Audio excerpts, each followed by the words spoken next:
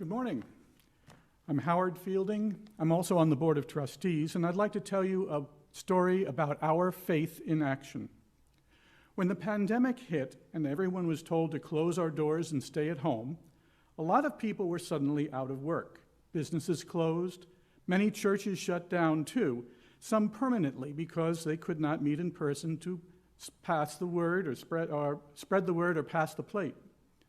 For us, sharing the word wasn't much of a problem. Thanks to John and Chris DeCorpo, we'd already been broadcasting on YouTube for about 3 years. Katrina and Dave and Donna were all comfortable with online worship. Janine sends out the bulletin by email to those who worship at home. We had this. We could model good audio and video productions for other churches, but we weren't so sure about how long we could keep it up. A survey by the nonprofit group State of the Plate found that nationwide 65% of churches were losing contributions during the pandemic. For many small churches, this could be the beginning of the end, but not for us. Our members had the faith to keep us going. Some of our members had the faith to make masks for emergency responders when they were in short supply.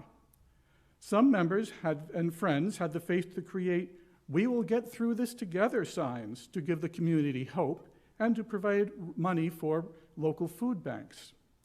And our members and our friends had the faith, even during their own uncertainty, to pay pledges and continue giving online.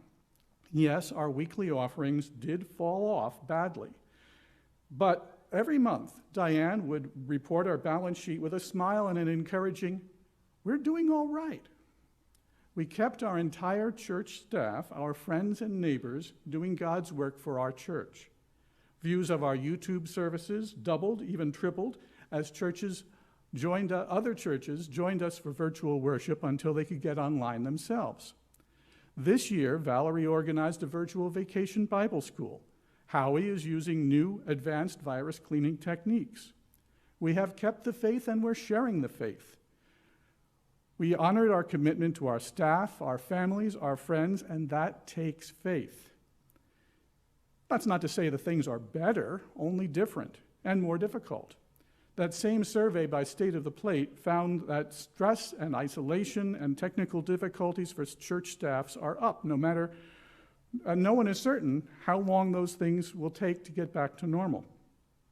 As stewards of God's gifts, money is important, but people are far more important. Finances are tight at almost all churches this year, but there are other ways to support your pastor and staff. This year, the Faith in Action team is sharing with you a list of 50 ways to bless your pastor and staff, prepared by another nonprofit called blessyourpastor.org. Soon you'll be getting a letter in the mail from a friend at church. Please open it and think about some of the ways you can share God's love with the people who further the mission of our church. Remember, these tips are general suggestions from churches around the country. Not all of them will fit our church, but most are the sort of thing you can do for anyone at any time. Why not start here? In 2020, there is no time like the present. Put some of the ideas you see in the list into action, and if you like, tell us about it anonymously on this poster outside the church office. We have little sticky notes you can put something on there with. We already started some for you. Remember, too, that part of being a cheerful giver is also being gracious if your offer is declined for whatever reason.